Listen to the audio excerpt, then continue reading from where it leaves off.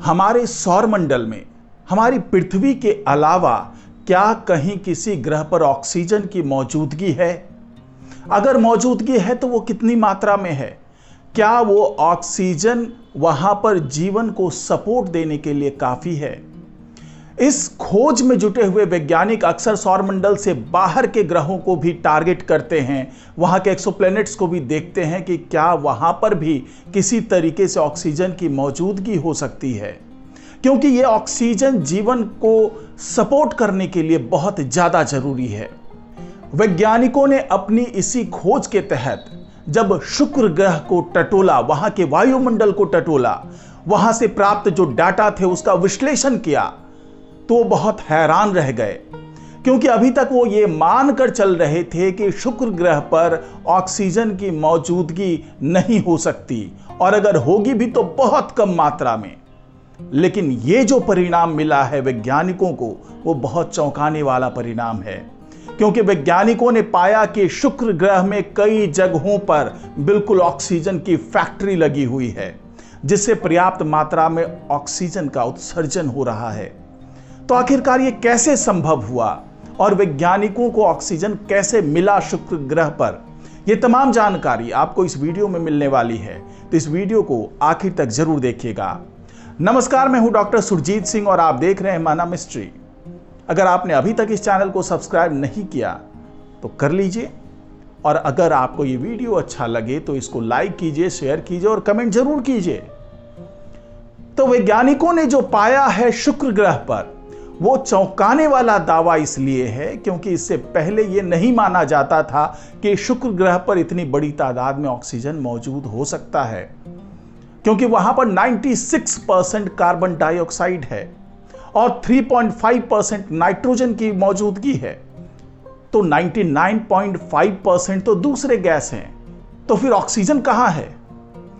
तो वैज्ञानिकों के लिए यह खोज अपने आप में बहुत अहम है, क्योंकि उन्होंने जो ऑक्सीजन पाया वो किसी और जगह पर पाया, और उस जगह को टटोलने के बाद जो ऑक्सीजन मिला है, अब सवाल यह उठता है कि अगर ऑक्सीजन इतना मौजूद है वहां पर, तो पहले इसकी खोज क्यों नहीं हो पाई? उस गैस के बारे में पहले क्यों नहीं सोचा गया? तो उसके बारे में वैज्ञानिकों ने आगे बहुत विस्तार से बताया कि कैसे उन्हें वो गैस मिला और कैसे उन्होंने इसकी पड़ताल कर ली कि अगर गैस नहीं है तो ऑक्सीजन किस रूप में वहां पर मौजूद है। इसकी बहुत ही विस्तार से उन्होंने वैज्ञानिकों ने सारी बात बताई है। शुक्र ग्रह पर वायुमंडल को खंगालने वाले जर्मन खगोलविदों ने यह दावा कर दिया है कि शुक्र के दिन और रात दोनों समय के वातावरण में ऑक्सीजन की मौजूदगी के साक्ष्य मिले हैं। ये खोज शुक्र के वातावरण को पृथ्वी के वातावरण से इतना अलग बनाने वाले कारणों को समझने में हमारी मदद कर सकती है। साथ ही ये भविष्य के शुक्र ग्रह के अभियानों के लिए भी उपयोगी हो सकती है, क्योंकि जिस तरीके से ऑक्सीजन की मौजूदगी वहां मिली है वो अपने आप में बहुत अहम है, क्योंकि आने वाले दिनों में जिस तरीके से शुक्र ग्रह पे भी एक तरीके से इंसानों की बस्ती बसाने की कुछ योजनाएं चल रही है, हालांकि वो उसके सतह पे नहीं बसने वाली है, और किस तरीके से वहां पे इंसानों की बस्ती बस सकती है उसके बारे में मैंने डिटेल में एक वीडियो बनाया है, वो आप जाकर देख सकते हैं। तो उस मिशन में भी ये जो ऑक्सीजन की मौजूदगी का पता चला है शुक्र ग्रह पर, वो बहुत अहम खोज साबित हो सकती है। पृथ्वी का निकटतम पड़ोसी शुक्र आकार में भी पृथ्वी के लगभग बराबर है। अगर पृथ्वी के रेडियस की बात करें तो ये 6371 किलोमीटर है, और अगर शुक्र के रेडियस की बात करें तो वो 6052 किलोमीटर है। इस लिहाज से देखें तो पृथ्वी और शुक्र जुड़वा ग्रहों की तरह है, लेकिन शुक्र को दुष्ट जुड़वा माना जा सकता है। अब यहां सवाल यह उठ सकता है कि शुक्र को दुष्ट जुड़वा क्यों कहा जा रहा है? क्योंकि पृथ्वी पर तो जीवन को सपोर्ट करने के लिए बहुत ही फेवरेबल कंडीशन है, लेकिन शुक्र ग्रह पर ऐसे कंडीशन नहीं है। वहां बहुत ही विपरीत परिस्थिति है।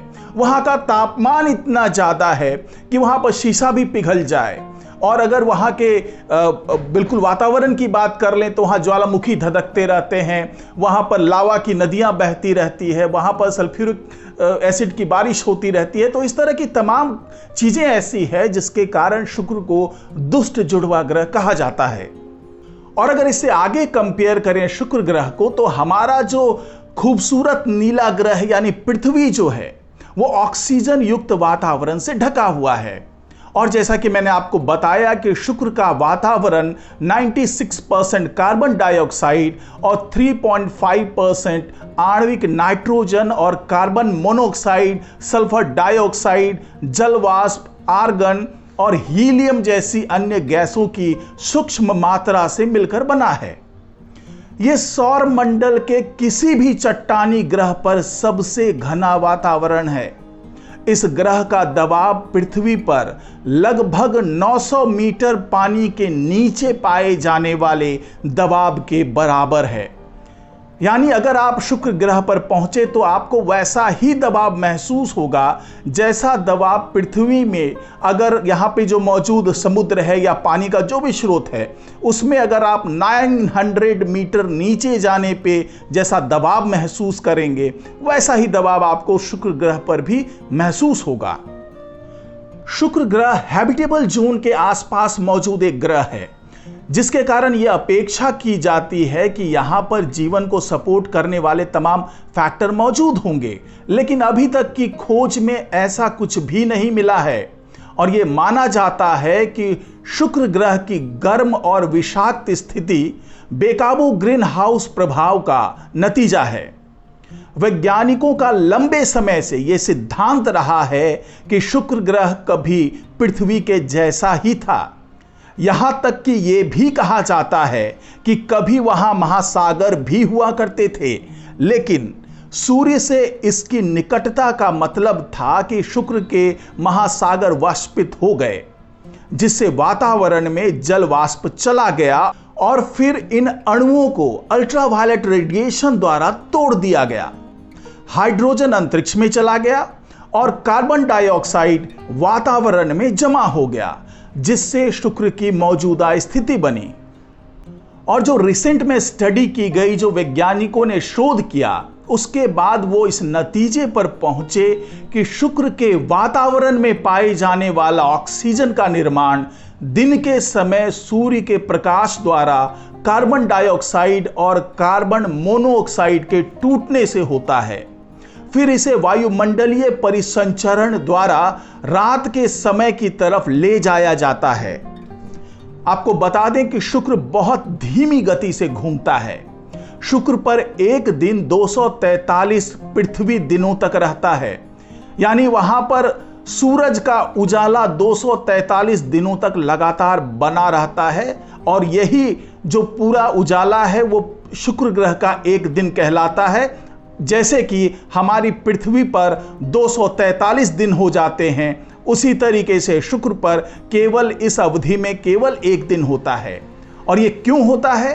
क्योंकि शुक्र बहुत धीमी गति से घूमता है, जबकि अगर ये इस ग्रह के सूरज के चारों तरफ घूमने की रफ्तार का आकलन करें तो ये 225 दिनों में सूर्य के चारों ओर एक बार चक्कर लगाता है।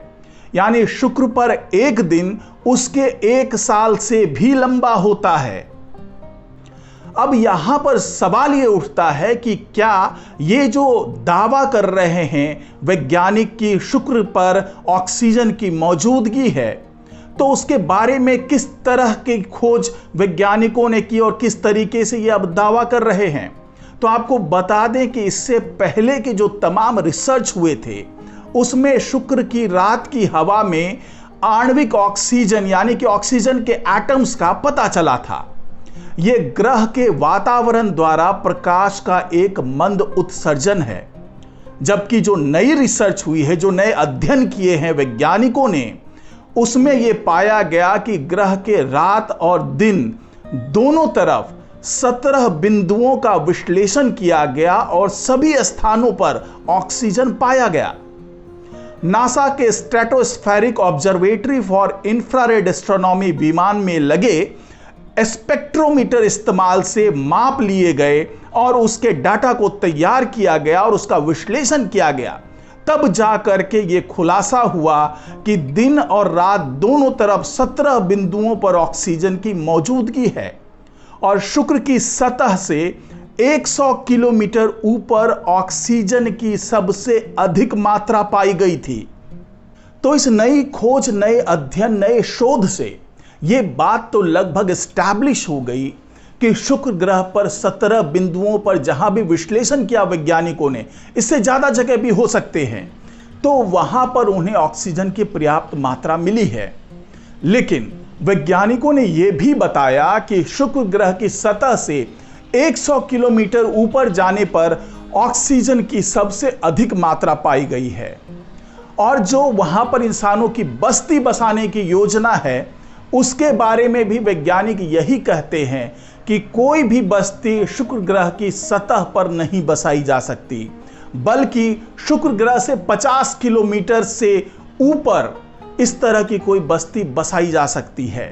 तो उसके पीछे भी ये खोज जो है वो बहुत अहम भूमिका निभाने वाला है और वैज्ञानिकों ने शायद इस खोज को ध्यान में रख करके ही इस तरह की कोई योजना तैयार की है, यानी सतह से 50 किलोमीटर ऊपर इंसानों की बस्ती बसाई जा सकती है, क्योंकि वहां पर जो वैज्ञानिकों ने पाया है वो यही है कि शुक्र ग्रह के 100 किलोमीटर ऊपर, सतह के ऊपर ऑक्सीजन की सबसे ज्यादा मात्रा है। तो ये अपने आप में बहुत अहम खोज आने वाले मिशन के लिए साबित होने वाला है। तो आज की रिपोर्ट में फिलहाल इतना ही। नमस्कार।